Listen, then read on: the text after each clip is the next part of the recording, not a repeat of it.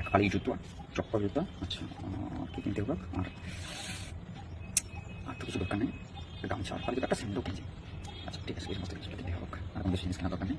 এই যে একটু বলছি যে গামছা কিনতে হবে, কিনতে হবে, অবাক হয়ে যাচ্ছে মনে হচ্ছে। হ্যাঁ, অবাক হওয়ারই কথা।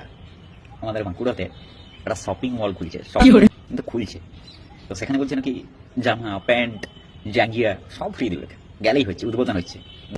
আবার সেটা কি, দোকানটা আবার মাটির নিচে বলছে, চাপে তো পড়ে গেছে নিচে দোকান, ঘুরে আসছে দেখা যায় মাটির নিচে কি খনন করা যায়।